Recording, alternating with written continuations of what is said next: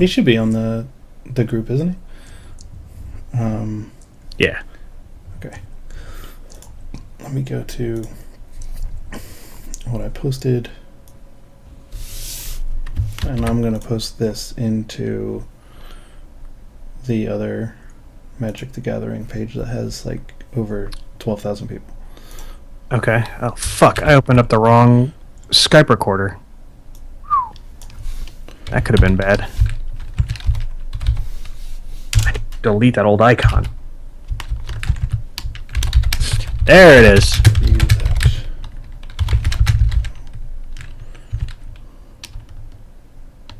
For those of you that don't know,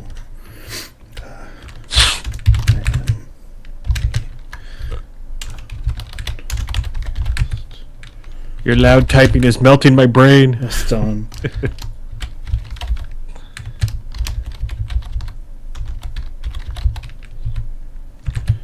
We are recording.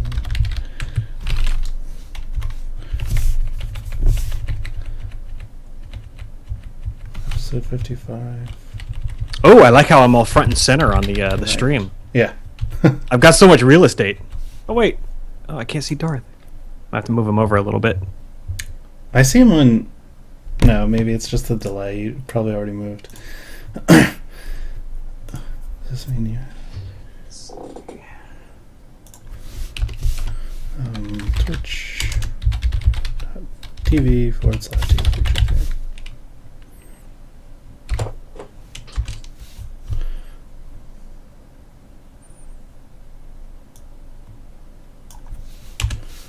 Alright, so we might get a good amount of people. I said, hi all, for those that you don't know, I'm a podcast host on Higher Standards. We're recording episode 55 tonight. What does that mean? What does that mean, you ask? Questions and answers with the cast. Feel free to come on and ask mostly magic-related questions. Content, new spoilers, Vorthos questions, vampires or werewolves, favorite color, airspeed, velocity of an unladen swallow. Thanks for all the support, guys. It's funny. I try. So update. We've got 4 people in.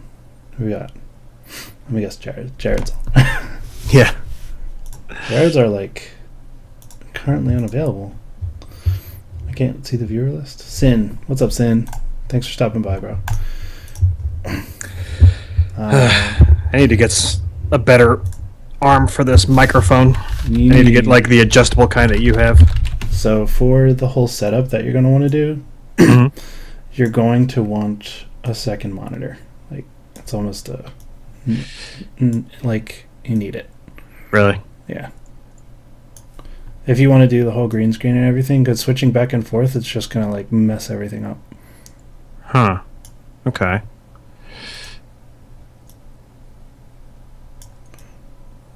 I'm gonna add something to the show notes real quick. Sure.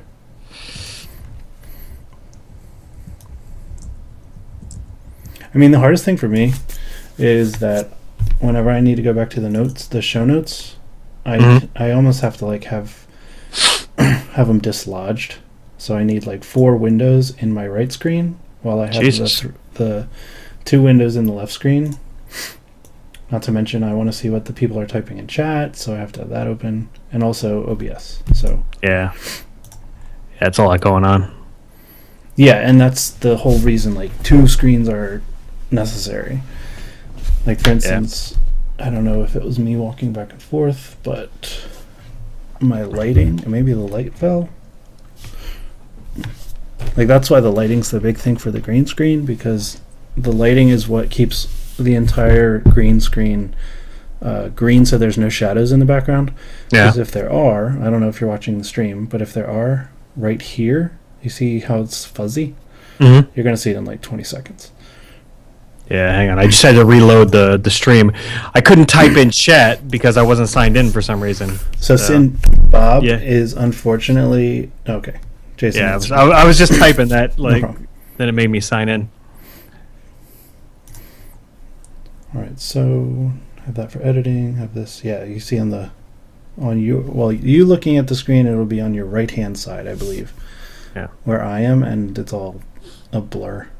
Yeah. So I need to go to video capture device and update the blend to 60?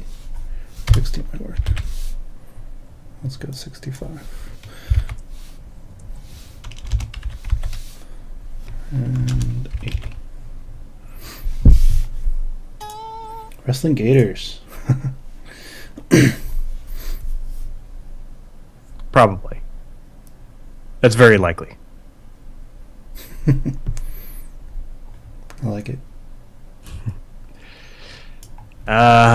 Yeah, let me know when you're ready to start, and we'll get going. I'm ready for the silence, and then we can roll into Okay. it. So yeah, let's do the silence now. We'll start right now.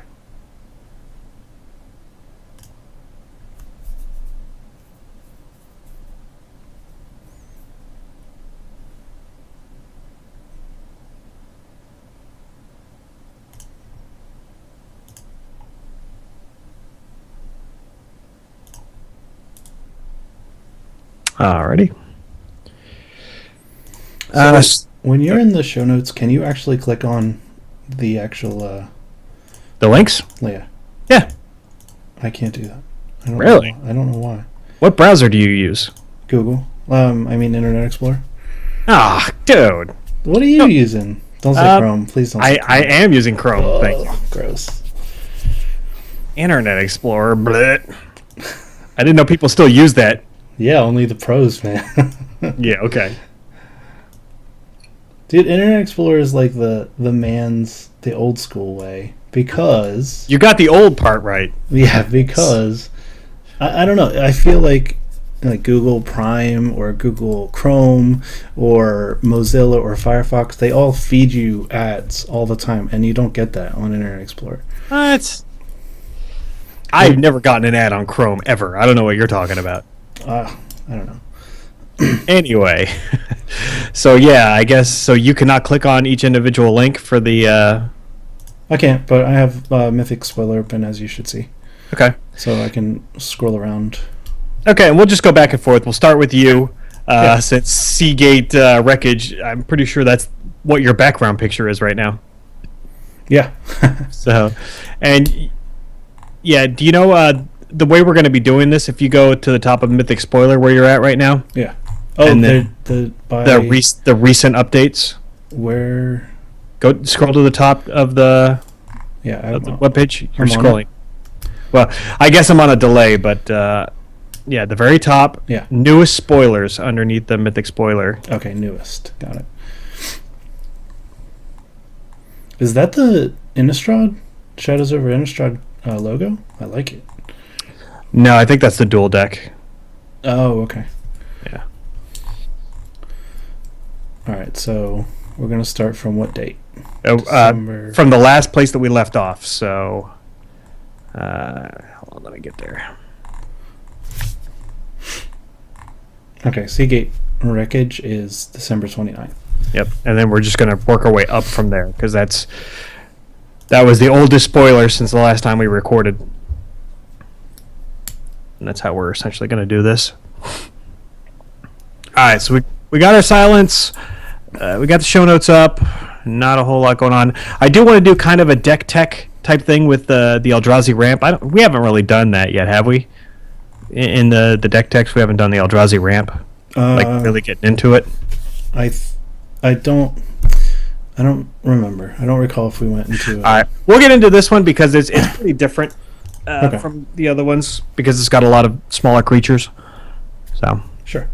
yeah, we'll take questions throughout it as they relate to what we're talking about.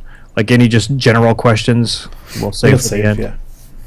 All right, okay, I think we're good. Cool. So, all right, give me another 15 or so seconds of silence, and we'll get into it.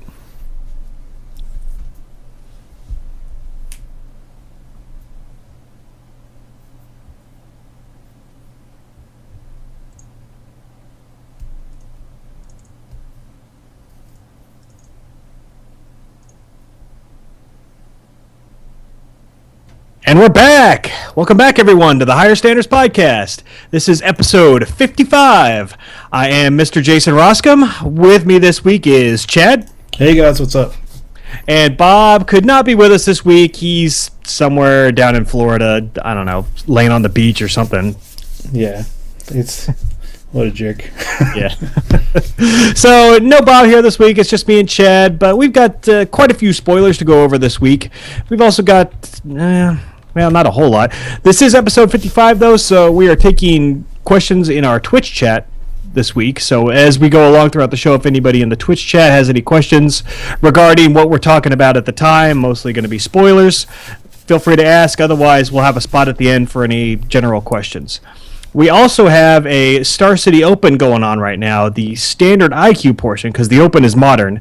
So the standard IQ portion is going as we speak. They are in the top 4 right now, it looks like, with the only notable name I'm seeing is Michael Majors, who's in the semifinals. Okay. So no deck list yet, but if this finishes before we finish recording, then we will go ahead and talk about it. Looks like Brad Nelson was the number 2 seed, and he got bumped in the quarterfinals. Sad face. So yeah, before we get started, anything going on with you, Chad? How you been? Good. So it was the last holiday that happened was New Year's, wasn't it? Yeah, that's right. The brand new year. Yeah. So first show of the new year. First show of the new year.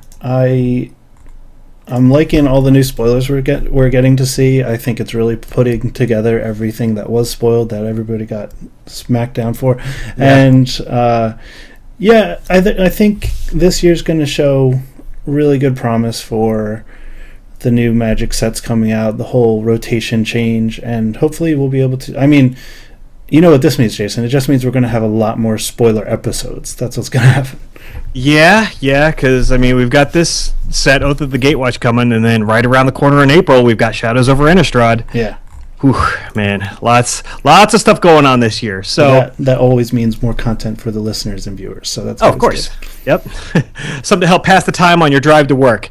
Now, we got a lot of spoilers since the last time we recorded, so we're going to work our way forward. We're going to start with the oldest spoilers first and then work our way to the most recent stuff that we got on I want to say Wednesday, because they've been taking off a lot of days for the holidays, which is understandable. Yeah. So first one we're going to spoil, quote unquote, is Seagate Wreckage. If you guys are watching the Twitch channel, this is the background I have that is right behind me. So I'm trolling this card a little bit. Yep. But Seagate Wreckage is a rare land. Its first tap ability is add colorless to your mana pool, which is the new Diamond Waste symbol. Yep. And for 2 and a colorless, and this land tap, draw a card, activate this ability only if you have no cards in hand. So the first time I saw this, I was like, this screams control. They're always going to want to do this at the end of their opponent's turn, and I could see this easily being put into any control deck as a 1 or 2 of. Yeah, I mean, if it's going to go anywhere, it's going to go into a control deck. But when is the control player ever out of cards in their hand? You know? Good point. I just think it's something else to fuel. Yeah. Yeah, I mean, I guess I have seen instances where decks are in these top deck wars where you're basically just playing off the top of your deck. Yeah. And I guess if you had this on the field, that might help you a little bit. But I think it's a rare case where a control or even a mid-range deck is kind of in top deck mode. And especially like the mid-range decks right now, most mid-range decks in Standard are 4 colors. And they can't really afford a card like this.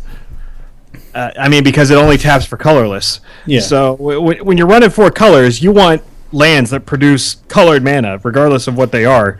So right now, I don't see this as being that great. In future rotations, once we lose Cons and Fate, I can see this being more useful. But right out of the gate, I think you probably said it right. We might see it in Control as like a 1 of, but that's really it for a while. So the only other option I could see is the whole Eldrazi ramp, and you back on this because I know that you've been playing that. Mm-hmm. The reason I'm thinking about it is because a lot more people might be shifting towards Kozilek instead of, well, maybe as well as Ulamog, and because you have the ability to cast Kozilek, this card might be put in there for one, to cast him, and two, just use its ability.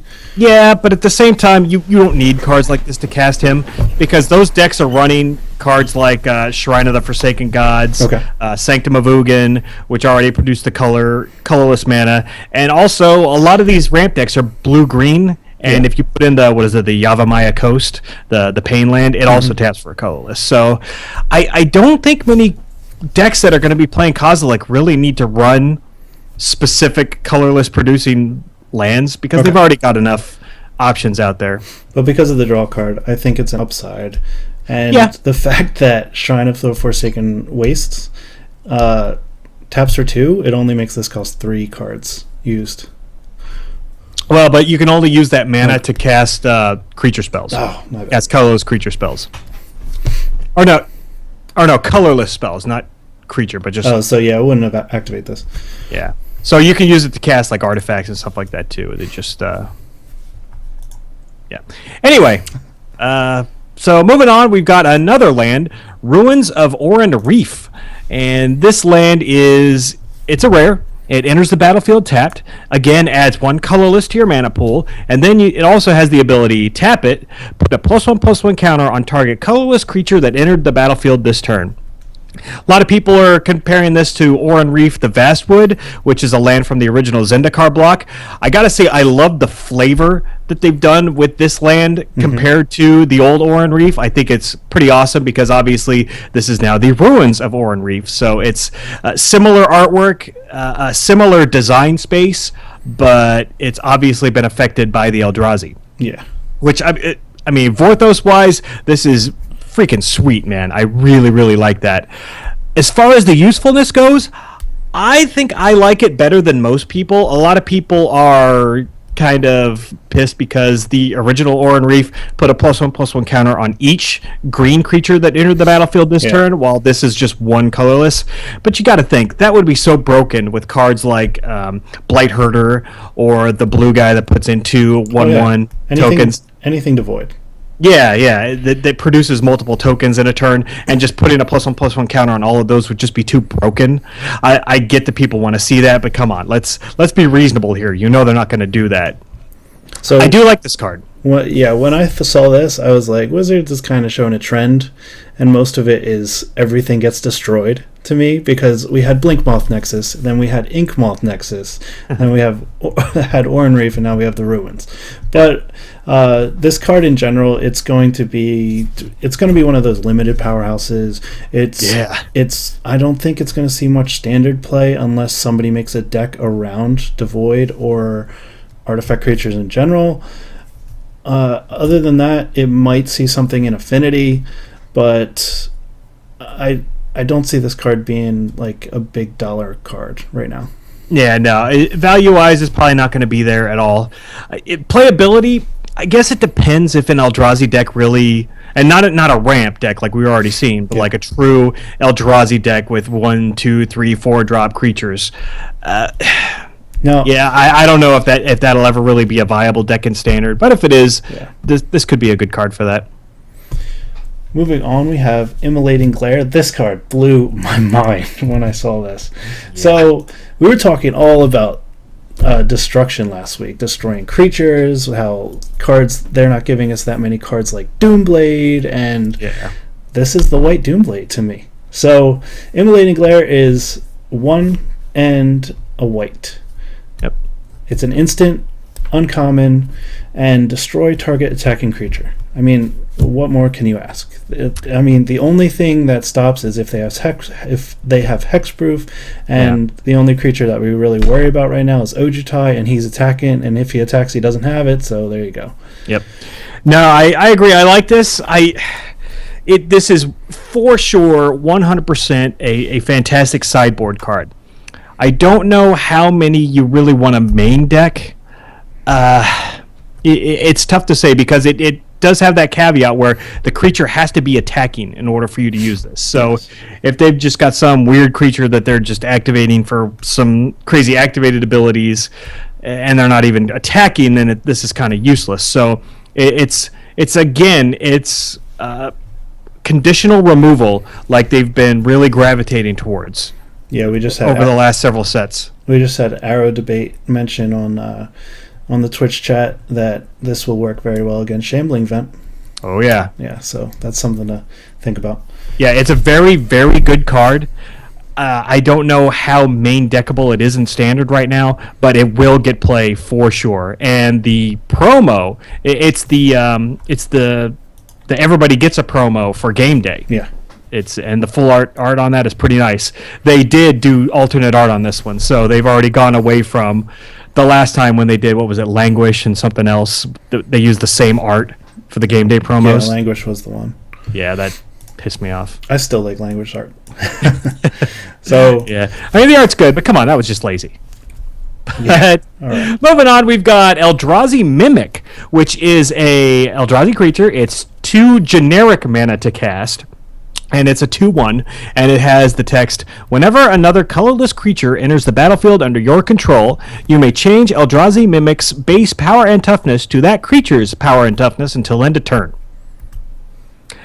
Seems okay. This, again, if an Eldrazi deck exists that I don't know, that kind of progressively drops bigger and bigger Eldrazi creatures, this could be a thing. Maybe even a sideboard card for the Eldrazi ramp decks. Okay. As like an early blocker, and then just make him a 10/10 that can attack the turn you cast an Ulamog. So the thing that I see is, first of all, it's a May ability, so you don't have to worry about dropping small creatures or scions coming into play and those like hindering the Mimic. The second thing is, like Jason was saying, it's just changing the power and toughness, so it's not actually copying the creatures. So if you cast a legendary, then they're not dying.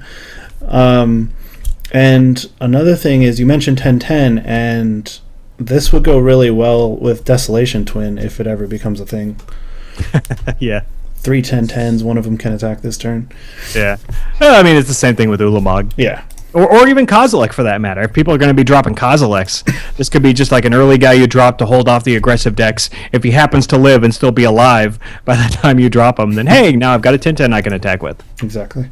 So, yep, could be good. I'm a little hesitant to say it's definitely going to get played, but meh, could be all right. So next card we're going to mention is Vile Redeemer. This card was spoiled in, I believe, Italian? Yeah. Vile Redeemer is 2 generic and a green creature Eldrazi. It has Devoid, it is a rare, and it has Flash. So not a lot we've seen with Flash. Let's see if this works out. It's a 3/3. When you cast Vile Redeemer, you may pay a colorless. Oh man, I'm still messing that up. If you do, put a 1/1 colorless Eldrazi Scion creature token onto the battlefield for each non-token creature that died under your control this turn. They have sacrificed this creature, add a colorless to your mana pool. So when I first read this, I thought it was just 1, but I didn't realize it had for each non-token creature that died under your control this turn, which makes it a lot better. This card alone, a 3/3 for Flash that costs the same as its power and toughness, is awesome. Like, you can't go away from that. It's got Devoid, so if there's things that trigger with the colorless spells, or if you're playing an Ugin, this thing survives. Yeah. The other thing I notice is that, like, if they do a board wipe, then this just refills your entire yard. Oh, that's right. Yeah. I mean, we don't see a lot of board wipes being played right now, but that doesn't mean we won't in the future. Yeah. And somebody goes in hostilities or something, be like, okay, resolves, end of turn, flash in Redentor Maligno, and pay an extra, and get a board full of 1/1s. Not too bad. Could be good. Yeah. No, I think he's really solid. Like, just a 3/3 for 3 with flash is pretty decent. I mean, he'd be far better if we had 1 mana dorks, but that's probably not going to happen anytime soon. Yeah. But still, he's very solid. I think this is a fine card.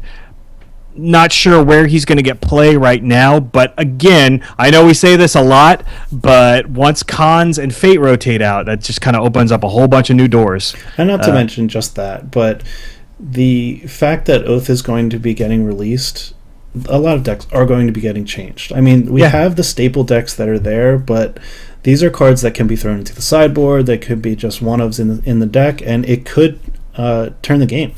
Yeah, and I have no doubt we're going to see at least one or two new archetypes once Oath hits the battlefield, but I'm still pretty confident we're still going to be seeing Abzan. We're still going to be seeing like Jeskai Black. So I don't think those decks are going away until we see a rotation.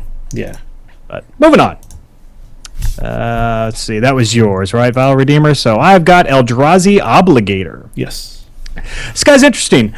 He's an Eldrazi creature, of course. He's 2 generic and a red for a 3/1 Eldrazi creature. He has Devoid, and when you cast Eldrazi Obligator, so keep that in mind. It's a cast trigger on this one.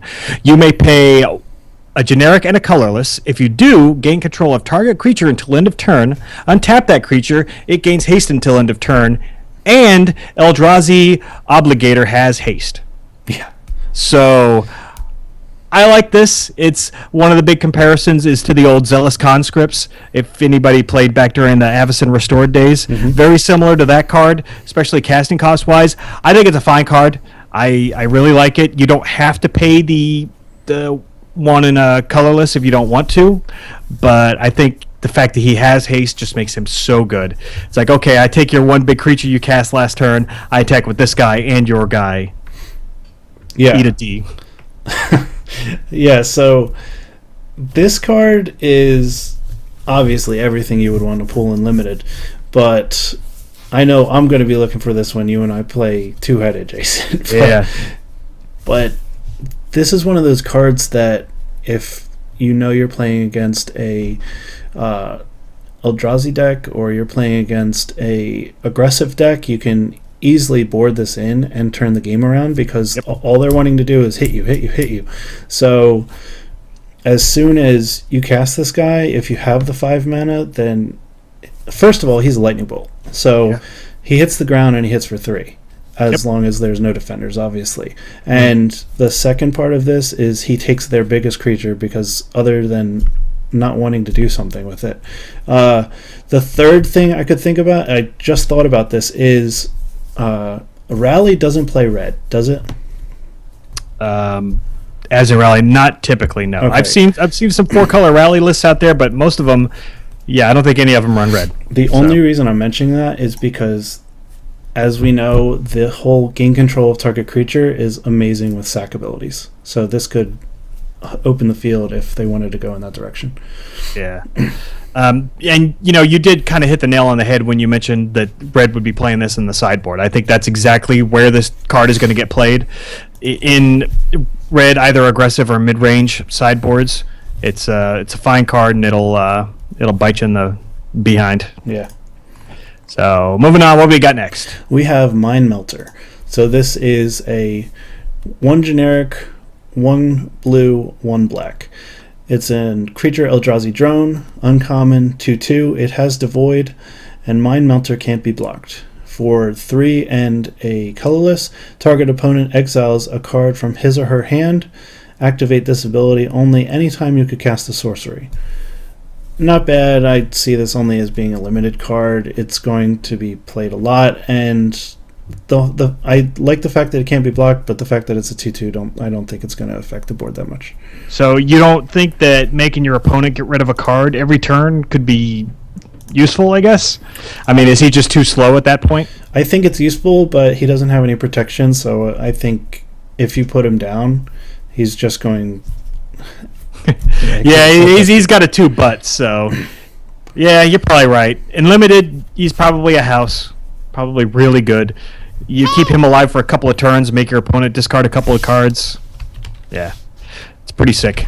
But he was part of a series, apparently. A series of 2-color Eldrazi creatures that we're getting. And the next... Or not Eldrazi creatures, but of just 2-color creatures in general. Yeah. The next one we're getting is Reflector Mage.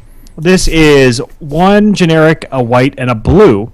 This is a human wizard. He's a 2/3, and he reads, when Reflector Mage enters the battlefield, return target creature and opponent controls to its owner's hand. That creature's controller can't cast spells with the same name as the creature until your next turn. That's pretty neat. I don't think we've ever seen something like this before. I mean, yes, we've seen creatures that bounce other creatures when they enter the battlefield, but never anything that then prevents your opponent from recasting that creature on the next turn. Yeah. This could be a good control card. Oh, yeah. This could be like a good blue-white control kind of early drop. Yeah, I see this being an Esper card. Obviously, an early drop because it's got a 3-bot. It's going to be stopping a lot of aggressive decks. Yeah. And the fact that it can just throw tokens away or whatever. I mean, obviously you're not trying to use this on a token because you're losing its second ability, but being able you have to. Yeah, exactly. But being able to throw back their Zergo and them having to wait 2 turns, that's them missing 4 whole damage. Yeah. Yeah. So this card's going to be really good. When I first saw it, I was thinking about Siege Rhino, and then I was like, yeah, but they'll get to cast it, but it's not till 2 turns later. Yeah. But then I thought about if this is in a control like Jason was mentioning, I first thought Esper. In that turn that they can't cast it, you could have that counter spell draw. So there's always that. Yeah, you can, or if, like you said, if you're playing Esper and you've got a Despise in your hand, you could bounce it back with this guy. They can't cast him on their next turn. Then you untap and Despise and take it out of their hand. Well, very good call. And you mentioned Zergo too. This guy's got he's got 3 toughness, which is really good against like your red aggro decks because he safely blocks Zergo. He can safely block a bunch of their creatures and not die, and you still get the bounce ability and everything else. This guy's going to be huge for the control decks in the mono red matchup. Agreed. So, yeah, keep an eye on this guy, and he's an uncommon too. So this is the type of $2 to $3 uncommon that you may see floating around. I wouldn't be surprised if this goes into... So, off of Standard for a second, do you think this has any place in Modern?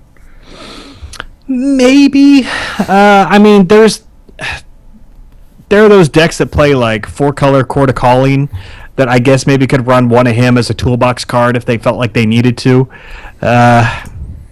Maybe, yeah, I mean, I wouldn't say no. That ability is pretty nice. Yeah. And yeah, I guess this is some good tech against like Splinter Twin. If you have a way you can get this guy in at instant speed. Yeah. The next card we're going to spoil is Call the Gatewatch. It's 2 generic and 1 white. It's a rare sorcery. Search your library for a Planeswalker card, reveal it, and put it into your hand. Then shuffle your library. So this is one of those cards that I think everybody's been waiting for, but it's never been released until now. And we've seen a lot of these cards I believe in Theros we had the enchantment search. There's searches for sorceries, searches for instants. Obviously there's searches for lands, but Planeswalkers have never been in that pool. We finally have it. It's at sorcery speed. Yeah. I don't know if this is worth the wait unless it's going to be in a Super Friends deck, and I believe we'll be getting to that later. Yeah. I don't know. It's tough. I mean, tapping out on turn 3 just to go tutor for a card. I mean, you do have the option of curving right into Gideon with this. True. And Gideon is really good, but I think it really depends on the format. And yeah, I mean, if it's aggressive, this is not what you want to be doing on turn 3. Yeah, and unfortunately, I think instant speed would just be too good. Yeah. So it's either too good or just kind of bleh, and I'm leaning more on the bleh side.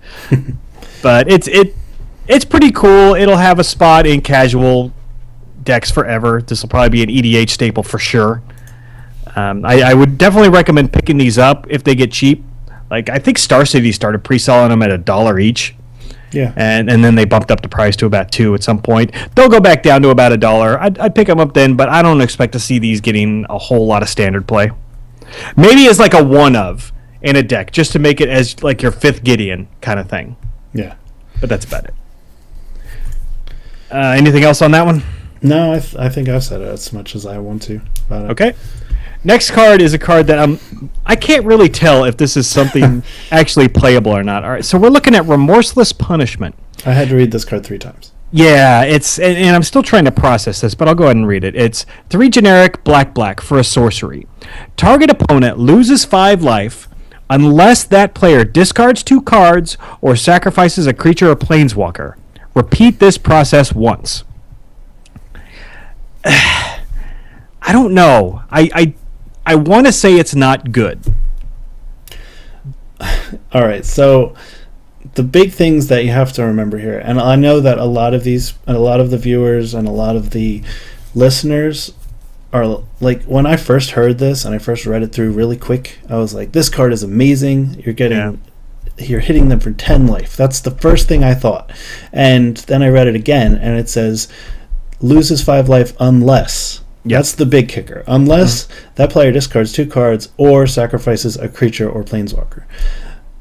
As soon as I figured that out, and this might be one of those duh Chad things, but I'm like, oh man, they can just sacrifice a token and then sacrifice another token, or they can, and they won't lose any life, or they can just lose the 5 life and sacrifice a token. A lot of aggressive decks don't really care about their life. And I mean, the hardest hit on their deck, I'd say, is the discard 2 cards. Yeah. And I think that would probably be a last resort unless they've only got like 1 good creature and 1 planeswalker on the field. Yeah.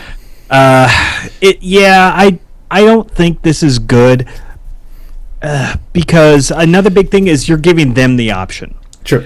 So they're going to pick the one that hurts them the least. Granted, they may not have that many options, but still, they get to choose. So they get to decide the least amount of pain to take, so to speak, with this card. I don't think it's very good. I racked my brain. I'm like, well, would it work good in like a control deck? Like if you just like wipe their field, don't let them resolve any creatures, and then cast it. But still, I don't know. They'll probably end up like discarding their 2 worst cards and then losing 5 life, and it's kind of like, well, you did kind of something, but it really wasn't game breaking. So the one light bulb that popped into my head, and I believe it was Aaron Kaufman on our Facebook group that mentioned it.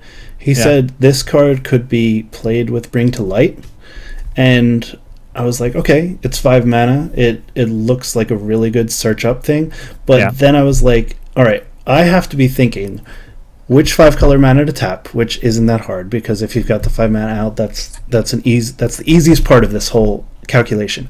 Then I have to realize, do they have 2 cards to discard?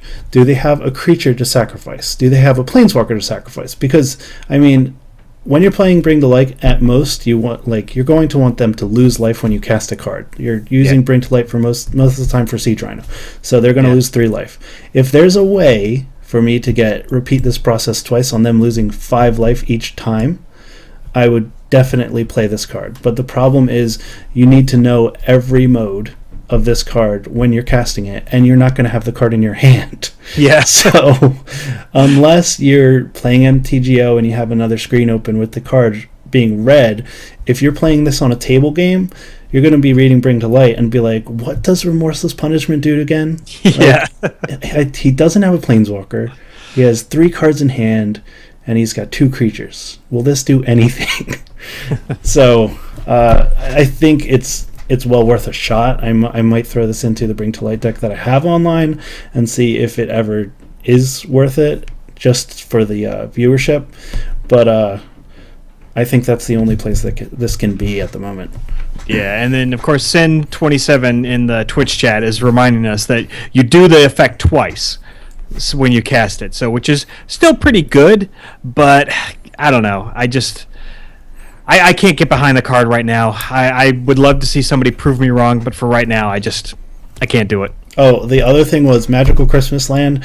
If you copy this, it does it 4 times, which is awesome. But again, it's one of those things where, like, what was the card? It's a cons card where it has the raid trigger where it copies it twice. Oh god, yeah, something like that. Yeah, so there's janky combos with it, but it's definitely jank. Like, it's not something you want to take into a tier 2 game. No. Yeah, save it for FNM. Don't take that to a GP or anything. Yeah. All right, you're up. Oh, it is me. Man, I talked so much about the card. I was like, is that minor J? I know. We spent the most time on the crappiest cards so far. So Linvala has shown a resurgence in Oath.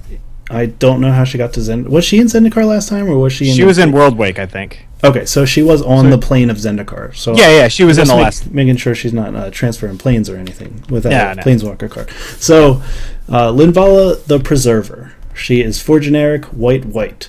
Legendary creature, Angel, as she has been. She is a mythic, and she is 5/5. Obviously, as all angels do, they have flying, and when Linvala the Preserver enters the battlefield, if an opponent has more life than you, you gain 5 life. When Linvala enters the battlefield, if an opponent controls more creatures than you, put a 3/3 white angel creature token with flying onto the battlefield. So, as many people think, this is not Thragtusk. No. Thragtusk was immensely better because it didn't have the fact that you had to meet certain credentials in order for it to trigger. The fact that it's flying is amazing. Yeah. You gain 5 life if opponent has more life than you is always good because at 6 mana, that's usually what happens. Yeah. And if an opponent has more creatures than you, this is kind of like the land tax where you need to know if, like, you need to do the calculation, is it worth it, them casting another creature before I cast this creature to get 8 mana, 8 power and toughness onto the field or not? Yeah. So yeah, this card screams control to me. She's at 6, which is pretty nice because a lot of these big, bulky, control-friendly bodies are typically on like a 7-drop, which kind of makes them non-playable in most cases. Linvala is 6, and that, for those who played back when the Titans were around, that's Titan mana right there. Mm-hmm. So that's Sun Titan cost. I think her abilities are just fine. She's a 5/5 flyer, which is pretty nice. Her 2 enter the battlefield abilities, assuming they both go off, are fantastic. And if you're playing a control deck, typically you're probably behind on life and behind on creatures by turn 6. So I think she's just fine as a 1 or a 2 of in one of those decks. She may even get snuck in as like a 1 of in an Abzan or a mid-range list. Okay. But the fact, that she's a legendary creature, she's obviously not going to have that many copies in the deck. I don't know. I think she's a good small role player. Yeah. I think the biggest thing that I'm disappointed about is that we just didn't get a straight reprint of Linvala, Keeper of Silence, because that card desperately needs a reprint.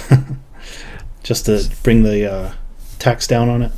Yeah. I mean, before they banned Birthing Pod, that card was stupidly expensive. It's gone down a little bit since they banned Pod, but it's still up there. And it's like one of the few creatures that has a built-in ability to stop combo decks like Splinter Twin and Kiki Jiki. Nice. So but yeah, the new Linvala is pretty good. And Bashful Arcadian mentioned the card that I was janking about last card we were talking about for Remorseless Punishment is Howl of the Horde. Right. Which again, don't play that combo. Yeah, do not do that. All right, next one we have is Skinning Tendrils. We've seen cards like this before. It's 1 generic, black for a sorcery. It has Devoid, and all creatures get -2/-2 until end of turn. If a creature would die this turn, exile it instead. That is the sentence right there. Yeah, so, I mean, we just had Drown in Sorrow in Standard not that long ago. Very similar card to this, but instead of Scrying, you get Devoid, which makes this colorless, and it exiles the creatures that die. It's decent sideboard tech. We've seen it before. We saw Drown in Sorrow get a lot of sideboard play against the more aggressive cards, the more aggressive decks. It's fine. I'm sure it will get a solid amount of play. Yeah.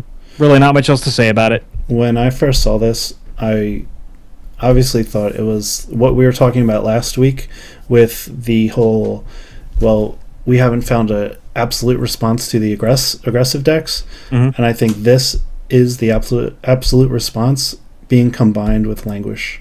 Like this and Languish, you've just got the entire aggressive field held down. Yeah, I mean, you can keep the small creature decks at bay, that's for sure.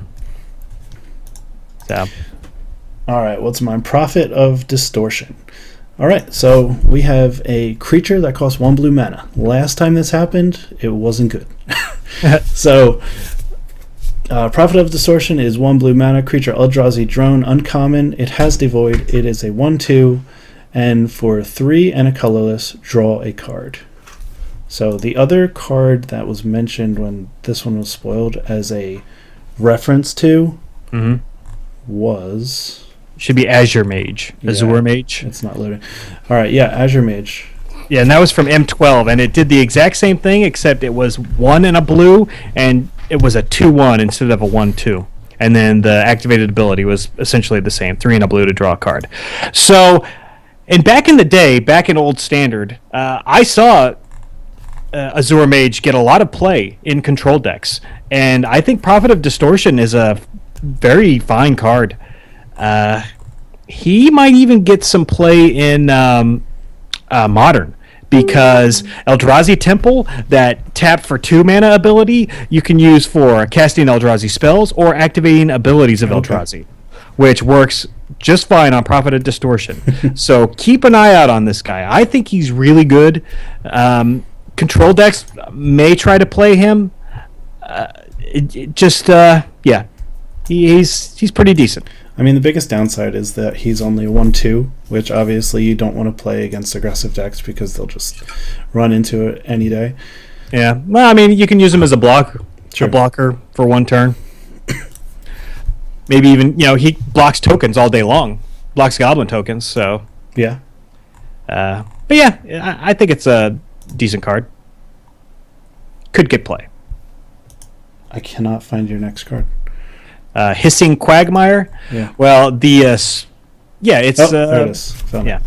It's the first of the final 2 manlands that we've had spoiled. So this one is the black-green manland, and we've already had the red-white one spoiled for this set, and now we have the green-black. Yes. So Hissing Quagmire enters the battlefield tapped, of course. You can tap it for a black or a green, and then for 1 generic black-green, Hissing Quagmire becomes a 2/2 black and green elemental creature with Death Touch until end of turn. It's still a land.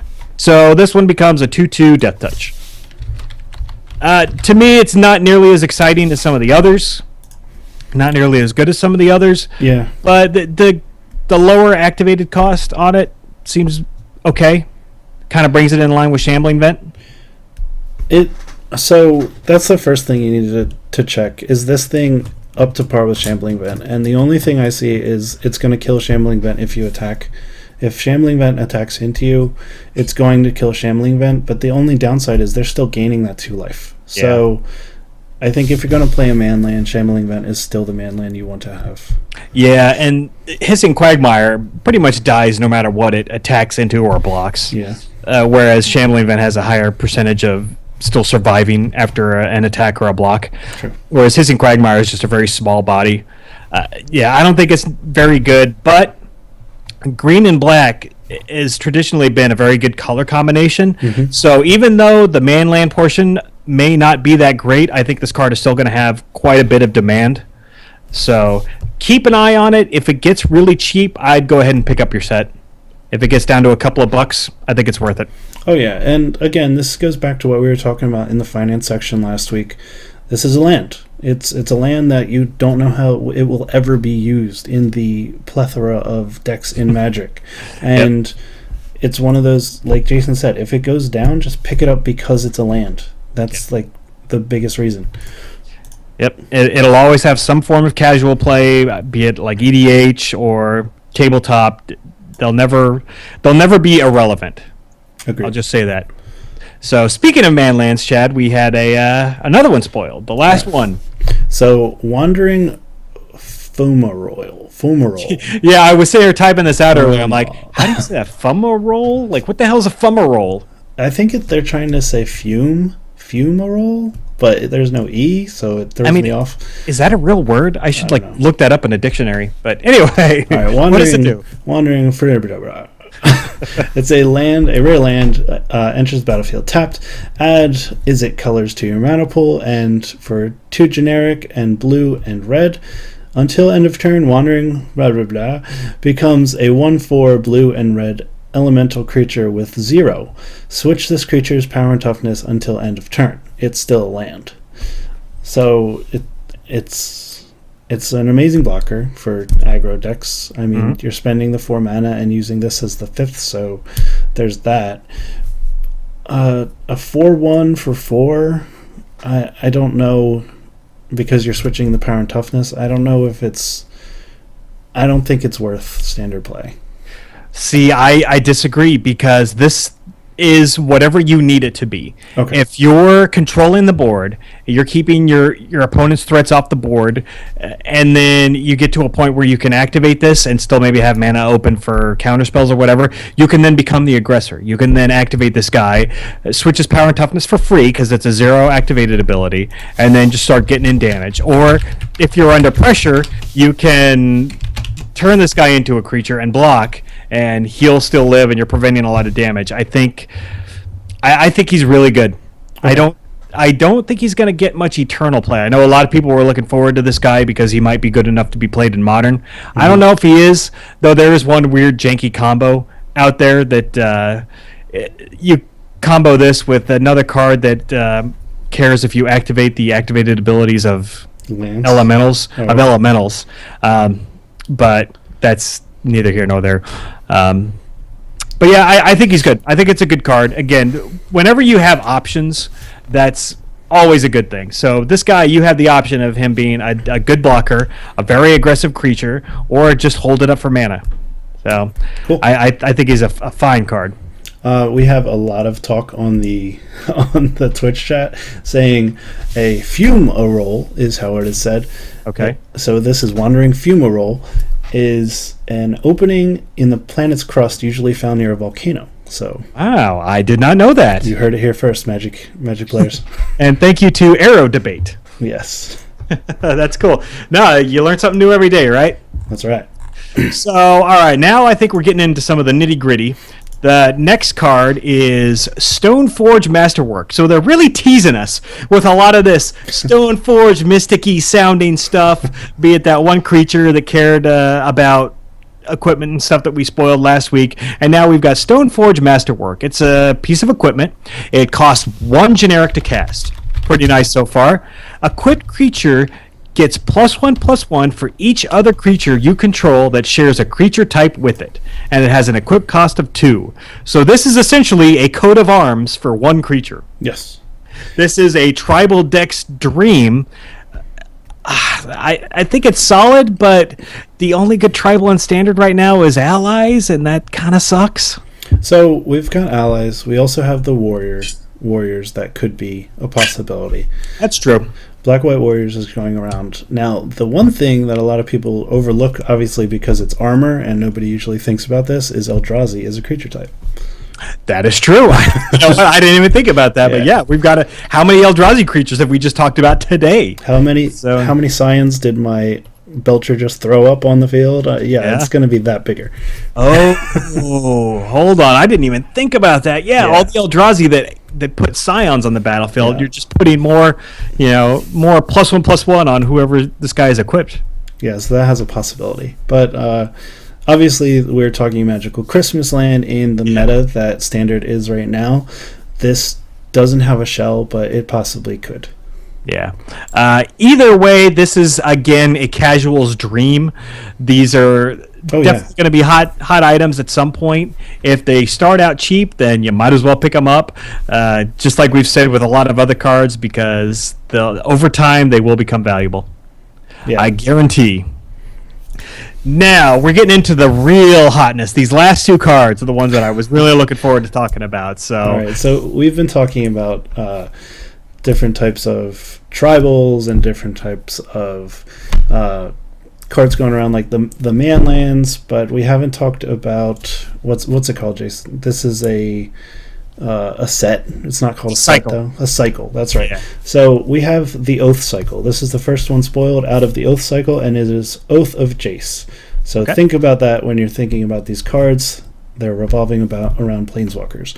Yep. So there's 2 generic, 1 blue. It's a red legendary enchantment. I don't think we've seen much of that. Oh, I said 1 blue. I meant to say rare. I don't know. I meant to say rare legendary enchantment, but I think I did say red. Anyway, brings me to my next point, children. Crack. So Sorry. when Oath of Jace enters the battlefield, draw 3 cards. Sounds good. Then discard 2 cards. At the beginning of your upkeep, scry X, where X is the number of planeswalkers you control. So again, this is an enchantment, so every turn you're basically getting scry whatever. And if you have a single planeswalker out, it's a... Oh man, I'm losing cards today. It's the Merfolk Lord. What was her name? From Theros. Scry 1 each turn. You know the god. Yeah. Thassa. Yeah. So yeah, it's basically a Thassa if you've got a single planeswalker out, and it just gets better from there. Yeah, and think about this too. Think about the interaction with Baby Jace right now. I knew you were going there. Yeah, you drop him on 2, you drop this on 3. More than likely, you've got enough fuel in your graveyard now to flip Jace when you activate him that on turn 3, and then you scry at least 1 on your next upkeep. Yeah, it's not bad. As far as a Planeswalker Tribal or Super Friends deck goes, I don't think that this is the fuel that you want for that. I don't know how much I would play this card in a deck like that. But, I mean, the fact that you get to draw 3 and then discard 2 is not bad in and of itself. Delve is still a thing in Standard. So I think this will get some play. And the fact that it's a legendary enchantment, I think, is insignificant, because that wouldn't preclude you from being able to cast multiple copies of this. Yeah. Because, exactly. I mean, you really want it for its... draw 3, discard. Yeah, so when it enters the battlefield. So, yeah, it's a fine card in and of itself. I don't know if it's going to get played in an actual Super Friends deck, but it could be good in Control, could be good in Delve decks. Agreed. Not a bad card. And then we get to the big one, the last card that was spoiled last week, I believe, and this is Oath of Nissa. Oh man. Okay, so Oath of Nissa is 1 green for a legendary enchantment again, and she reads: when Oath of Nissa enters the battlefield, look at the top 3 cards of your library. You may reveal a creature, land, or planeswalker card from among them and put it into your hand. Put the rest on the bottom of your library in any order. Then it has a second ability. You may spend mana as though it were mana of any color to cast planeswalker spells. Whew! I absolutely love this card. A lot of people are big on this card right now. I think her pre-orders have already shot up to like $15. Wow. Yeah, this is a really, really good card. I believe that this card is going to get a lot of Eternal play. I think it could get play all the way back to Legacy. Mm-hmm. I think this is going to be a Commander staple. I think it's going to get a lot of play in Modern, and I think it's going to get a ton of play in Standard, because this card smooths out your curve no matter when you cast it. If you need a land early, or you need a creature early, you grab one of those. If you're in the mid game and you're low on threats, grab a creature. If you're in the late game and you're looking for a finisher, grab a planeswalker. I think this helps you dig for whatever you need. It's a fantastic card. It'll be a 4 of in whatever decks run it. And again, the second ability, the using any color of mana to cast a planeswalker, is kind of insignificant compared to that first enter the battlefield ability. Yeah. Dude, I can't describe how good I feel like this card is right now. So yeah, so when I first saw this, I was like, so Green's basically getting a Brainstorm. And well, let's not get too crazy. All right, maybe Ponder. Maybe this is like the green equivalent of a Ponder, but not Brainstorm. All right, I'll give him that. So the Green doesn't really have that ability of drawing cards, and this is one of those cards that enables it. And yeah. Obviously with Nissa or with Green in general, you're going to get a creature, land, or planeswalker within 3, because that's just how you build your decks. The fact that it can get lands are going to mean a lot for the new lands that are coming out. The fact that now wastes are going to produce colors for planeswalkers is going to mean a lot. So even if you play the waste, they're not just sitting there anymore. Yeah, I think you hit the nail on the head, Jason. This is going to be really good. Yeah, I think almost every deck in Standard that plays Green is probably going to play this card. I don't see why you wouldn't. It's just so good. And a lot of people are trashing it too, and I think all of those people are going to be proven wrong. No, it is not as good as Ponder. No, it is not as good as Brainstorm. But this is the best Green has ever gotten in any kind of card like this. And mark my words, this will be a Modern staple. This may even get talked about as a potential ban in Modern at some point. Yeah. Wow. And this is going to be a Standard staple. Just keep an eye on it. I kind of want to pre-order it, but not at 15. Hold on, let me check MTG Goldfish and see if it's changed at all. Okay. Speaking of which, MTG Goldfish, I started listening to their podcast. They do like a finance podcast. It's pretty good. I like those guys. That's kind of my new finance podcast instead of Brainstorm Brewery. Okay. So, yeah, if anybody's interested in Magic Finance, go listen to those guys. Both of this is at $8.50. Okay, so God, I may pick those up because, I think that's just too good to not. But anyway, anything else on Oath or any other spoilers that we've seen so far? From myself, no. Anything from the viewers? We will get back to it as we're going on with the cast. Yep, and somebody had just mentioned Arrow Debate, I think it was, mentioned that, or no, it was Paroko 139 mentioned that the deck lists for the IQ are up. So let me hit refresh on the page right quick. I've got them live. Okay, we got, top 16 standard deck lists. Dylan Donegan won the whole thing with, wait a minute. Negative. That is not Let me give it to standard. You in the chat. Top 16 standard list. See, I'm clicking top 16 standard lists, and it's bringing me to legacy lists. So we've got Michael Majors in first place with the four color rally. Oh man, 2 4-color rally decks in top 1 and 2. So can I just say, go for it. Okay, I know we promised not to hate on any decks in the format anymore. Here we go. Because we jokingly, we really tongue-in-cheek dogged, what was it, Heroic last standard season. Which, it was just all in good fun. I really hate playing against 4-color rally. And a lot of people at Gamers Vault play that, and it's getting on my last nerves, and it's making me not want to play Standard right now. I'm so sick of playing against that deck. It's good, obviously, because it's been putting up fantastic results lately, but it is so frustrating to play against. And seeing that it's first and second place at the Star City just really gets under my skin. You know what really grinds my gears? So, Michael Majors won it, and it's what we've been seeing. It's got the Catacomb Sifters, the Elvish Visionary, Grim Haruspex, and Tukohusk, Sidisi's Faithful running a full 4, Zolaport Cutthroat, and Jace Vryn's Prodigy as usual. Spells Collected Company, Rally the Ancestors, and Murderous Cut, a 1-of. Yep.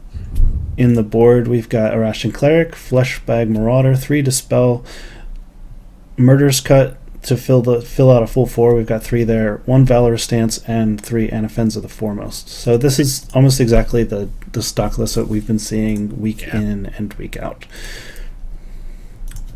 Yep, there's one bit of sideboard tech that Michael McClure had in his board that I thought was pretty neat. Go for it. He's got Cleric of the Forward Order, and you may not remember this because it was a common in Origins that never got any real play, but when Cleric of the Forward Order enters the battlefield, you gain 2 life for each creature you control named Cleric of the Forward Order. So obviously you rally for 2. With this guy, a couple copies in your graveyard, and you're gaining a bunch of life. Yeah, not bad. They see themselves too on their enter the battlefield trigger, so if you have 2 of these guys hit the battlefield at the same time, they each gain 2 for each of them, so it's like, you gain 8, and then for the third you're gaining, what is that, 16? Yeah. Pretty crazy. But it's rally, it's good, and the reason why decks like this are so good is because we're so short on graveyard hate. Like, there's no end all graveyard hate card. There's no, what do we have, Grafdigger's Cage, Rest in Peace, or Rest in Peace, I mean, we've got cards like Anafenza, but she's so narrow in her casting costs that she can only be played by decks with Abzan colors. So I hope we get some good Graveyard Hate at some point in Standard, because crap like this is getting ridiculous. Pressing on. Brad Carpenter in third place with Absent Aggro. We don't need to talk about this. Yeah, the Absent Aggro, this one's running the hair of the Wilds. Yeah, which that's been kind of the standard for the last month or so, running the heir to the Wilds. Green-Red Eldrazi in fourth, and this is my deck of choice right now. It's interesting because it's running an Omnath, a Locus of Rage in the main, which we haven't really seen much. The only time I've seen Omnath get play in Standard was in some local deck lists that we've talked about before here on the show. So it's nice to see him getting a little bit of love on the national scene. Other than that, same as it ever was. Jaddy Offshoots in the main, which seems about right in this Standard environment. Mm-hmm. Still not enough to beat Rally, apparently. So Emorg76 said that he told you, Jason, Burnaway should start being used. Yes. Take care of those Rally decks. Yeah, and you know, I think Ed might be right because, it's a pretty decent card, and it's some of the only Graveyard Hate we got. So, moving on. Fifth place is Brad Nelson with Esper Tokens. He's got 4 Hangerback Walker, 4 Knight of the White Orchid, 4 Wingmate Rock. In Planeswalkers, he's running 4 Gating Ally of Zendikar and 1 Sorin Solemn Visitor. For spells, he's running 4 Silk Wrap, 3 Murderous Cut, 3 Secure the Wastes, 1 Ultimate Price, 2 Duress, 2 Painful Truths, and 2 Ruinous Path. 4 Shambling Vet in the main. In board, he's running 2 Ration Cleric, 2 Disdainful Stroke, 2 Negate, 1 Ultimate Price, 1 Utter End, 1 Duress, 3 Infinite Obliteration, 1 Painful Truths, and 2 Self-Inflicted Wounds. I'm thinking Brad went to the 3 Infinite Obliterations because of the Rally and the Eldrazi decks. Yep. Yeah, good against both. And, of course, this deck is pretty good. We've seen variations of this before. I think this started with Sam Black back at the Pro Tour. Yes. And I don't think Sam was running a full 4 of Wingmate Rock. No, that seems awfully high for that. But, yeah, no, it's decent. It's great dropping a Secure the Waste for like 5 or 6 at the end of their turn, and then dropping a Gideon and going Emblem, and then just swinging in for a bunch. And I mentioned it, Disdainful Stroke in the board. He's able to cast that with a Sunken Hollow. Oh, okay, perfect. Also, that can tick up another mana for your Painful Truths with the Converge cost. So, yep, there's that. Another Abzan in 6th. This looks pretty much the same. It's Abzan. It's not going away until Khans rotates. It's always going to be here. In 7th and 8th, we have Black-White Control, so I'm curious to see if these are identical lists.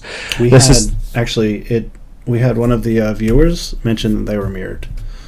Okay, they were the exact 75, pretty much? Okay, so we can talk about one of these real quick. It's for creatures, they're only running 4 Seeker of the Way. It's got a bunch of Planeswalkers, 3 Gideon, 3 Ob Nixilis, 2 Sorin Solemn Visitor, and then for spells, he's got a whole bunch of control spells, 3 Silk Wrap, 3 Stasis Snare, 1 Murderous Cut, 3 Secure the Waste, 2 Ultimate Price, 2 Utter End, 1 Valorous Stance, 1 Planar Outburst, 4 Read the Bones. Okay. I guess because he's only playing 2 colors. He's playing Read the Bones over... Painful Truths. Yeah, Painful Truths. And then 2 Ruinous Path. Sideboard, he's got a couple Monastery Mentors, a couple Hallowed Moonlight, 1 Surge of Righteousness, 1 Dark Petition. I love Dark Petition. 4 Duress, 2 Infinite Obliteration, 1 Planar Outburst, and 2 Self-Inflicted Wound.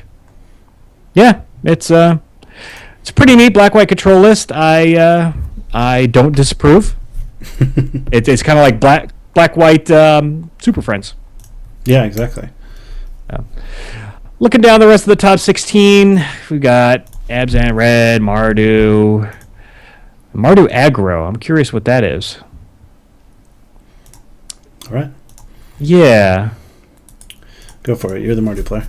Yeah, it's interesting. It's 4 Abbot of Carol Keep, 4 Seeker of the Way, 2 Soulfire Grandmaster, 3 Pia and Kiran Nalar, 2 Sorin Solemn Visitor for Planeswalkers. Then it's got a bunch of removal, 4 Crackling Doom, 4 Fiery Impulse, 2 Kolaghan's Command, 3 Murderous Cut, 2 Secure the Waste, 1 Utter End, 4 Painful Truths. Woo! Bob will be proud. Yeah, you know what's painful? The truth. In the sideboard, he's got 2 Hallowed Moonlight, an Ob Nixilis, 3 Duress, 1 Infinite Obliteration, 4 Radiant Flames, and 4 Self-Inflicted Wounds. Radiant Flames is an interesting choice. Yeah, especially as a 4 of. He's got enough burn and removal spells, plus it kills all of his stuff. Huh. Yeah. I guess he feels like he's weak against the smaller creature decks, like I guess the Atarka Reds and whatnot. Yeah, probably. Yeah, just seems like an odd addition to the sideboard where there'd be better options. Yeah, I'm looking over the whole creature list, and I agree. It does seem very, very different. Yeah, because I mean he's wiping his own board when he does that, unless he kind of sides into a more harder control shell. Yeah, like not as much creatures, more. Yep. More spells. Oh, in 13th place, a good friend of the show, Dan Ward, who he was a guest last month, and we've got him slated to come on again here, I think in a week or two. Right before Oath comes out, Dan's gonna come on the show, and he's gonna give us his thoughts on Oath. Spoiler talk. Yeah, because he's one of the best people out there right now at evaluating new cards, and he told his story on the show about building decks for the last Pro Tour. So yeah, I'm definitely curious to see what he's got to say about Oath, and he's gonna be joining us, and he's back to his old Black Red Dragons. So Bob has waxed his balls quite a bit in regards to the Black Red Dragons list, and he's back playing that. Looks pretty good. Do you want to run through it, Chad? Yeah, he's got 4 Hangerback Walker, 4 Flamewake Phoenix, 4 Thunderbreak Regent, 4 Kolagon the Storm's Fury. 25 lands, of them are 2 Haven of the Spirit Dragon. In spells, he has 4 Draconic Roar, 4 Fiery Impulse, 2 Kolagon's Command, 3 Murderous Cut, 4 Hordling Outburst, and 2 Roast. In the board, Jason's favorite, 2 Outpost Siege, 2 Ob Nixilis Reignited, 1 Ruinous Path, 3 Seismic Rupture, 3 Self-Inflicted Wound, and 4 Transgress the Mind. So yeah, he's just 4 of everything. Yeah. Yeah, Dan's a fantastic player. He's just a really good dude. I mean, I've talked to him a few times now in person, and he's just an awesome guy, nicest guy you'll ever meet, and just a really good Magic player and good card evaluator. Cool. I'm looking forward to talking to him on the show. Oh yeah, because you missed the episode he was on, didn't you? Yes. Okay, cool. And finishing out the top 16, more Rally, Jeskai Black. That deck's not going away anytime soon either. And then another Green-Red Eldrazi. So that's our standard Super IQ for the open weekend. I wanted to bring this up because, and now's as good a time as any. The current standard is not what you would call stale. We've talked about this before. We've got a very, very diverse field of decks out there. Very viable decks that you can play in Standard. If you play them well, you can be successful. Me personally, I'm just kind of tired of all the decks that are out there. I'm kind of tired of seeing a lot of the same stuff. I've been getting really frustrated trying to play Standard here locally because no matter what I play, I seem to play against really bad matchups, be it being either Rally or the red aggressive decks, because I always play decks that have terrible burn matchups. That's just the way I play, I guess. Like the green red Eldrazi, for example, terrible burn matchup, fantastic against mid range and control, and then I always end up playing against red and Rally, and I'm just I don't know how much Standard I'm going to play until Oath comes out, honestly, because I played again at FNM, and I think I went 1-2 and then dropped, and I'm just like, I cannot take this format right now. Well, you've basically only got 2.5 weeks left, so yeah. So it's just that this format, even though it is very diverse, there is a wide range of decks to play. For me, it's gotten stale, and I'm looking forward to getting Oath out there and really hoping things get shaken up a bit. Okay. Well said. Yep. Do you want to mention the whole MTGO leagues? I have no idea what's going on with that. Yeah, so Chad and I were talking before the show about leagues on Magic Online, and this is kind of a new thing that not a new thing, it's something they've been talking about for years, and it's something they finally implemented, where a league is something that you can enter with, I think it's like either 8 tickets or 80 play points. and you enter a deck into what they call a league, where you play 5 rounds in this league against other people in that same league who have records about the same as yours, and you can play those games at any time. It's not like a tournament where you go in and you have to sit down and you have to play all 5 rounds then and there, like the dailies on Magic Online, where you have to sit there and you have to play through 4 rounds. You sign up for a league that's active for X amount of weeks. And at any time when you're logged into Magic Online, you can go into that league and play a game. And you play a maximum of 5 games, and you get prize payouts based on your record at the end. Like 5-0 gets a crap load of packs, crap load of play points, and then the qualifier points. The 4-1s get a pretty decent payout as well. Even 3-2, you get half of your entry fee back. It's 80 play points to enter. You get 40 play points if you go 3-2 in a league. And the leagues are kind of where everybody has been gravitating towards on Magic Online. Because, it gives you the option to kind of play your games when you want. It's a reasonable entry fee compared to like the dailies, and you have a better shot at making back your making back one of your some of your prize. And a lot of deck lists have been coming out of these leagues. Like we talked about the Modern Eldrazi list, that first really started hitting in Modern leagues like 3 weeks ago was when I first saw those lists, and that's when I bought into Eye of Ugin, which is now a $30 card when I bought it for $3 a few weeks ago. And that's where you can kind of start seeing trends, start kind of seeing new deck lists that are kind of up-and-comers. And the way you see those lists, it's actually very easy to get to. If you go to Magic the Gathering's main page, so you go to their main splash page, which right now it's the face of Gideon, and it says the battle begins. So you can go to game info, and you can, at the top menu, you go down to products and click Magic Online. And I would recommend anybody that does this just bookmark this page. It then puts you on the Magic Online page, and right in the dead center of the page, in one of the menus, it says deck lists. You click that, and that brings you to all of the deck lists that they're currently posting. And most of them now are leagues. Like you can see the results of Modern and Standard leagues, and they will show you the deck lists of everybody that's gone 5-0 over the last couple of days in those leagues. And that's a good place to go to find new, different, upcoming deck lists. So if you're not looking at that, I highly recommend that you do.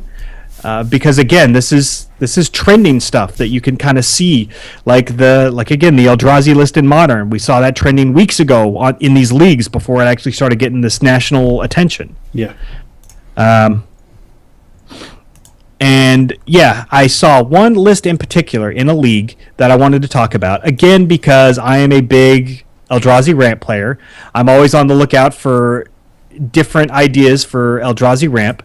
And I found one. Crap, I lost our show notes. No! Oh, I exited out of the wrong tab. All right, and I'm back. So I found one blue-green Eldrazi ramp list. This is from January 2nd. So if you look at the January 2nd 5-0 deck list from the Standard League, this is from Tel Sakal.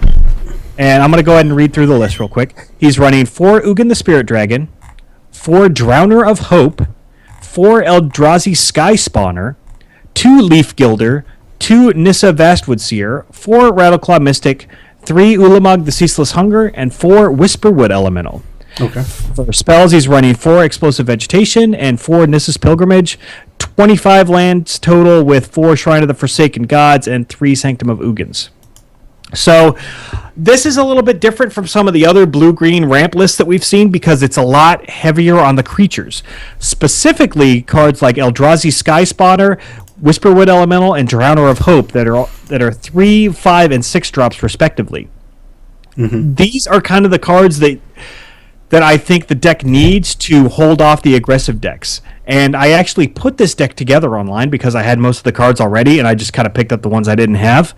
And I played it for a while, and I even played against some Atarka red lists, and this deck performed really well against those because being able to drop like a Rattleclaw on 2, Eldrazi Sky Spawner on 3, into a Whisperwood Elemental on 4 was really good.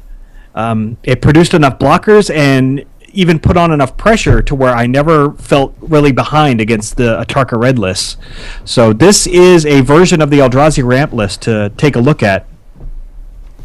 And I really like it. I like the addition of the Eldrazi Sky Spawner because he's a 2/1 flying body that also gives you another Scion token. So he's still ramping you while putting a flying body out there to either block or even get aggressive with. So, yeah, take a look at this list. It's Telsa Cow, 5-0 list from January 2nd from a Standard League. And that is it for that. So, Chad. Yes. We're starting a brand new year. So I want to talk very briefly before we close out here and start taking our Twitch questions. Well, what we see for Standard in the coming year. First of all, we've got Grand Prix Oakland next weekend, and that's the last Grand Prix before Oath of the Gatewatch comes out. Yeah. Are you expecting to see anything new, different? You think anybody's going to take any chances, or do you think we're just going to see the same safe decks? So right before Oath is released, I think we're going to see the same thing. It's unfortunately, I think we're going to see the rally decks. We might see some more Atarka Red, which was mentioned in our chat that there were no Atarka Reds in the top 16 of the SCG Open. I did notice that, yeah. And so we're going to see them come back to fruition. I think it's time for the aggressive decks to take over again. And I just think that's going to happen right before rotation. The week after rotation, I think we're going to see a slew of the same decks, but they're going to be splashing new cards. Yep. And the Oath of the Gatewatch officially comes out on the 22nd, right? Correct. January 22nd. So what is the Star City Open, or the next big Standard event period that happens after that? I didn't know I had to be prepared for this. Yeah, no, I was just more thinking aloud than anything else. We have Atlanta on the 23rd. Okay, so we do have a Standard Open. Yes. Okay, cool. Yeah, and then another Standard Open the week after that. So, yeah, first couple of weeks after the new set comes out, we'll have 2 Star City Open Standards. I don't think that there's going to be a GP in that time, as we're going to be kind of getting ready for the Pro Tour. So right after that, February 6th is the regionals. Yep, and that's the Pro Tour weekend, because Star City always does the regionals the weekend of the Pro Tour. Okay. So keep an eye out for that. And then looking farther ahead, obviously we've got the first spring rotation coming in April. And with that, I think we're going to see a lot more of a focus on Modern for at least the first quarter of the year, because the Pro Tour is Modern, and then I think we're entering Modern PPTQ season. So this is the time when a lot of Modern cards are going to spike in price. A lot of people are going to be talking a lot about Modern, and I think the focus is going to be kind of going off of Standard for a little bit, at least until April. Yeah. And then once April and Shadows over Innistrad hits, that's when I think it's going to be all about Standard for the rest of the year. And I think we've got a lot to look forward to for this year. Cool. So with that, do we want to see if anybody has any questions in the Twitch chat? Since this is our 5th episode, episode 55, and like we say, every 5 episodes we do a lot of Twitch interaction. So what do we got? We had a question from Bashful Arcadian, which we all know is Jared. Yep. And he said, do you guys think the new Kozilek's return is going to replace Radiant Flames? And I'll bring that up. Yeah, let's bring that up, because it's been a while since we talked about that. So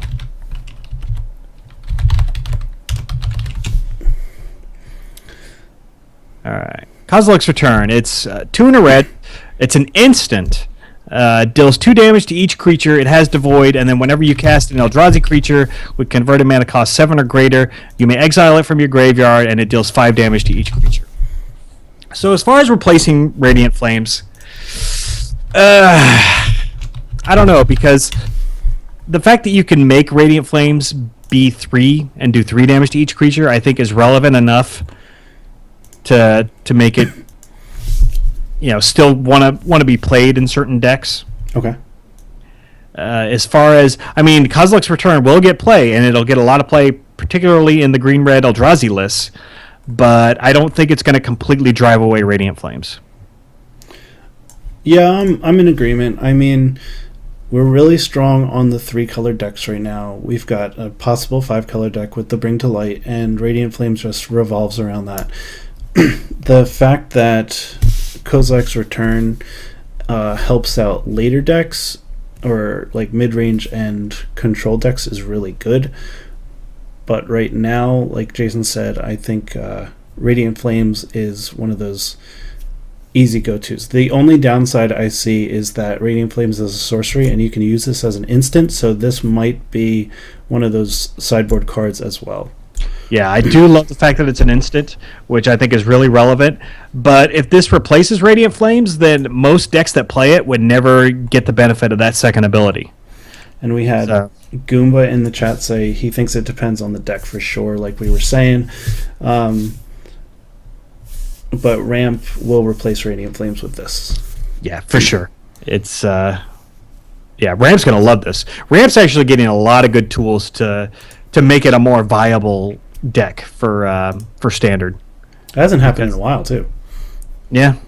So, I mean, we still see, like, the green-red Eldrazi lists, make 1 or 2 appearances in the top 16s, but I think this is going to make them just that much better. It'll keep them in the game long enough to stabilize and then get out the big bombs. And I'm still saying, keep an eye on Kozilek. A lot of people are dogging him, but he's so good. Kozilek's going to be amazing. He is really good. He's not going to be a 4 of like Ulamog in a lot of these decks, but he still could be like a 1 or a 2 of.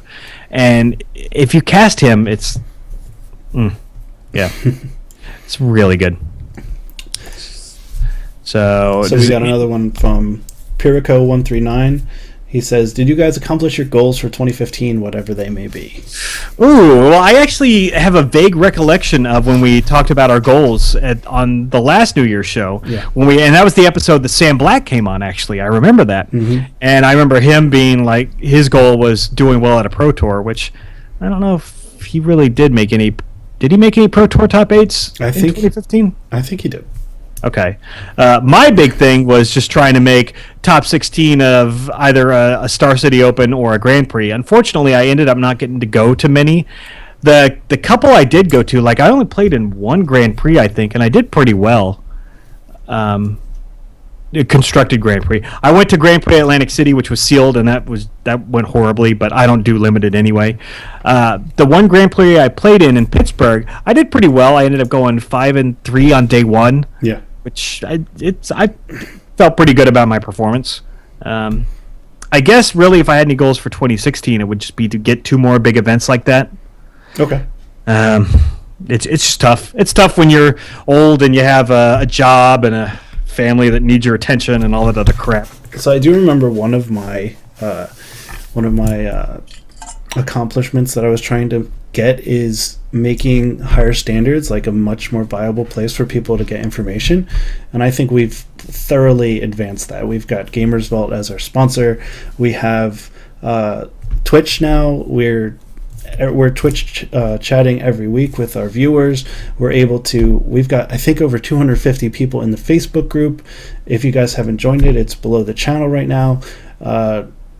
I think we've been getting a follower or 2 at least every week. Yep. So yeah, I'm really liking that. I was able to get out to, like Jason said, Grand Prix Atlantic City. I'm really happy that we did amazing in the 2-headed giant. So that was a good time. And like I said last week, my New Year's resolution is to try and get out to a lot more paper Magic events. Yeah, and you make a good point too about moving the show forward, progressing the show, and making it still viable. And I think we did a really good job of that. In fact, we're still one of the top shows on MTGcast. Once every month or 2, we'll get download numbers from MTGcast as to how all the shows ranked, and we're still in the top 10 per episode. And the only shows that consistently beat us are like the top dogs, like Monday Night Magic, Commander Cast, Clues' show Card Advantage. But beyond those, I mean, we're right up there with those guys. So that makes me really happy every time that I see that, and it makes me feel like we're actually doing something here, and we're not just wasting our time talking to ourselves, you know. Yeah, and we're doing this for the community, and we can't do it without the community. So again, as we say every week, thanks for everything that you guys do for us, as well as far as listening, following, subscribing to the iTunes channel, all that stuff. Yeah, for sure. And with that, I guess, does anybody else in Twitch have any questions, or are we pretty much good to go? I think we're good to go for the recording. If anybody asks anything, we can mention it next week. Yep, for sure. So, all right, let's close this out. I just want to remind everybody that please go on Twitter and follow me. I am at Roscom76 on Twitter. I've been trying to post more often. There was a while where I just wasn't posting on anything. I was still reading Twitter, but I wasn't really doing many posts. I'm trying to kind of post a little bit more. And also, if you like movies and you like listening to the sound of my voice, go check out my other podcast, Project VCR. We're starting to really get into the flow in the show, and the concept is we go back and we review old movies and give them kind of a modern day score. The last episode we just released last week was the movie Psycho from 1960, and we got real deep into that. It was a fun episode. This week we're recording reviews of both The Force Awakens, which I know that's not an old movie, but we felt we had to do that, and The Warriors from 1979. So keep an ear out for those, and please go check those out on iTunes or whatever podcasting app you use, and subscribe to those and download those episodes and help me out, and just tell me what you think, because I'm really loving what we're doing over there with me and my co-host Doug, and it's been a lot of fun. Not as fun as this, of course, but it's still been a lot of fun. He has to say that, everybody. Yes. Yeah, like, yeah. So I'm just gonna go out on what I said before. Thanks to everybody for everything. We're going to be looking to do a lot more episodes. We have guests lined up for January, and they're going to be pretty impressive. So thanks all. Yep. And with that, we will we'll be making our exit, and see everybody next week. Take care. We'll be back. We out? Yep. Hey Goomba, thanks for all that support, man. Like everything that we do for the community. Yeah. Hold on, I'm just getting the links for Project VCR. That's fine. Just so everybody's got that.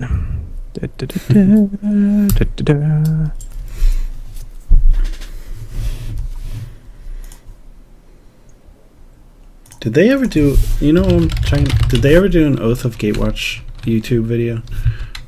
Who's they? WotC of the Gatewatch video. Shameless plug. No, they didn't. I think they did. What the hell is that? Is that a topless chick right in the center of your screen there? Probably. It's YouTube, man. They just post everything they want. No, I don't think they ever did. Oath of Gate. No. What is? No, that's not it. I remember they did one for the stories, but that wouldn't be good for the show, because I'm able to do the spoiler for Innistrad, but yeah, whatever. But yeah, guys, thanks to everybody for stopping by. Thanks to Arrow Debate. I know we got your follow today, and I believe some toxic something. Where did I do it? I said it's somebody. I restarted the stream. Anyway, thanks for all the follows, and look for us next week. We will be recording on Monday next week, so look for us at 8 p.m. Eastern Standard Time, Monday the 11th. And if you guys don't come back, good luck in all your Magic endeavors and the pre-release. Yeah.